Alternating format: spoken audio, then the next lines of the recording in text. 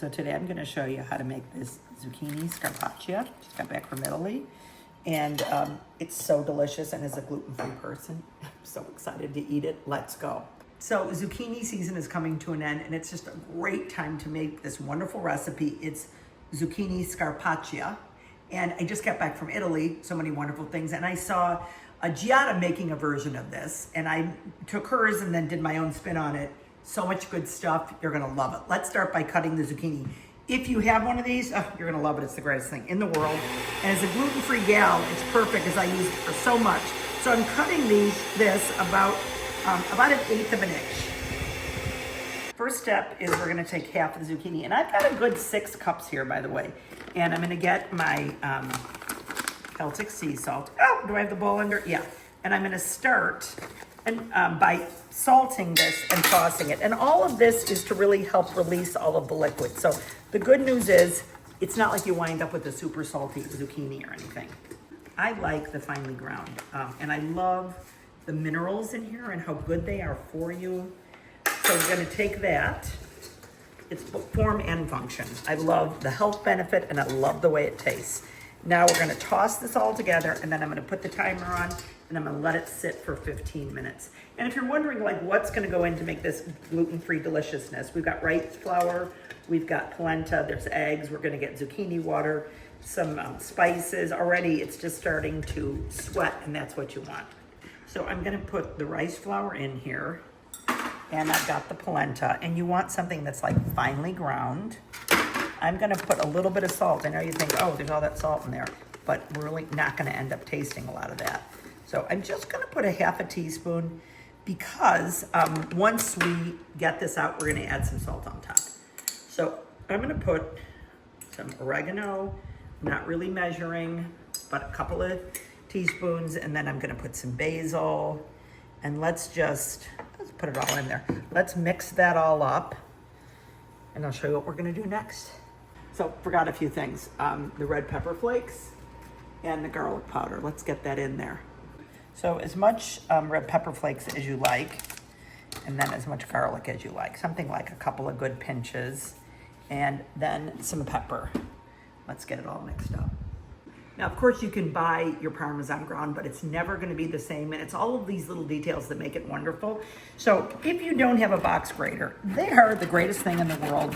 It's a very inexpensive kitchen tool and something that I really love to use. So you can see, if you do this part of it here, you get something super finely ground, okay? And if you do this part over here, you get them sort of in longer, nice shreds, but still finely ground. Any of them are fine, but it's just kind of fun to see what all the kitchen tools do. So look at how wet that is, and that's what you want. And you want to be able to save some of this zucchini water.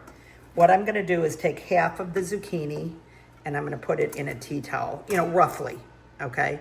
And you see how wet that is? And then what I'm gonna do is I'm gonna move to this other bowl for a minute because I don't want to take this out.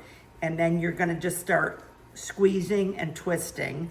And pretty quickly, it's gonna become really, really wet. And I'm just here squeezing. And I'm gonna put the stopwatch on and see. It really takes some time to do this. So I wanna say 2 minutes. Because what you wanna do is you wanna get all of the liquid, or as much as humanly possible, out of it. If you make this with really wet zucchini, it's not gonna be great, and it's not gonna brown in the way that we would like it to. So I wanna get it all, so I'm gonna move from the really wet part of the towel to a drier part. And look at the amount of liquid I got here. I mean, like craziness, right? Certainly a 1/4 cup or more just for half of the zucchini. And it takes a minute, and you just kind of squeeze. And what we're gonna do is, I think I've done a pretty good job. We're gonna get a little more until this is pretty dry. So I'm gonna put it on the edge of this towel because we know I'm gonna move it. And look at these. I think I've done a really nice job. And we're gonna combine our zucchini water here.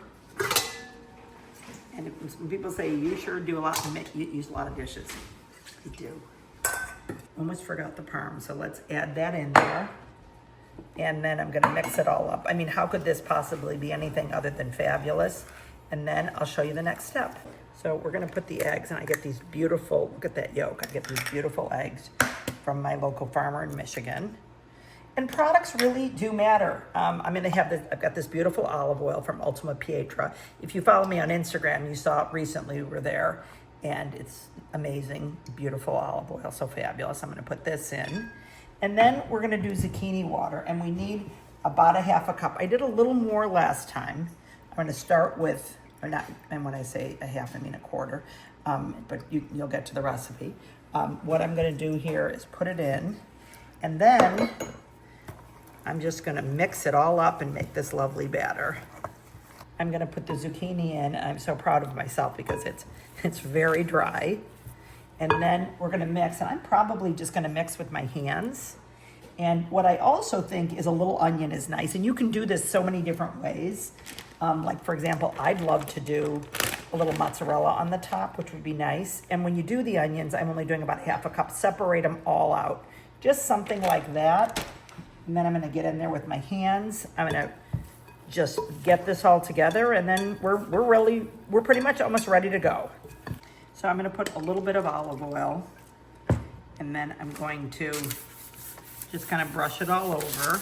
And then I'm gonna add a layer of Parmesan plus some sesame seeds.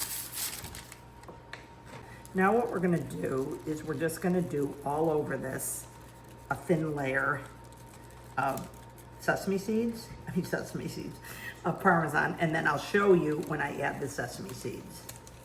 Now let's do some sesame seeds. Somebody who follows, who's wonderful, who's like a Chicago Italian cook, gave me this idea, which I love. And that's one of the things I love about being on Instagram, is like all the community and people sharing ideas, and that we get the best from each other. Now I'm gonna just start to put this in, and then I'm gonna spread it out with my hands. The idea is you want some to go everywhere, edge to edge. And by the way, isn't this just so freaking pretty? I just like that once you have this recipe, you can make it your own. Like I think putting mozzarella on top would be nice. What I like is, as a gluten-free person who can eat corn, this feels very much like an easy gluten-free pizza that I can make.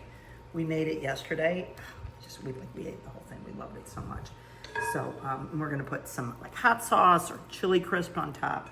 Really delicious and so easy, and it looks like you're like a fabulous cook. Now this part is like, you just have to get in and you have to touch your food. You can't be afraid to get your hands in there. And what you wanna do is, as evenly as you can, you wanna make it so that everything kind of goes to the edges. You know, if you don't, there'll be some little very crunchy, slightly burned parts, but I bet they'll still be delicious. Well, there it is. And you're gonna get those lovely kind of browned edges. Don't let that scare you. And let's just let it sit for like 10 minutes, and then we're gonna cut it up, add a little flaky salt, a little lemon, a little arugula, and a little chili crisp. I'm gonna put a little bit of arugula, some wonderful olive oil from my friend Margot's olive oil. I'm gonna put the Scarpaccia right on top, do a little bit of more salt, and some chili crisp because Mama loves chili crisp. Anyways, this is so great. Make it, it's just wonderful. We made it yesterday, we ate the whole frickin' thing, and we're making some more today. Oh, you know what it needs? I think it needs a little lemon. Probably a little bit on here, and even a little here. I'm gonna dig in. So good.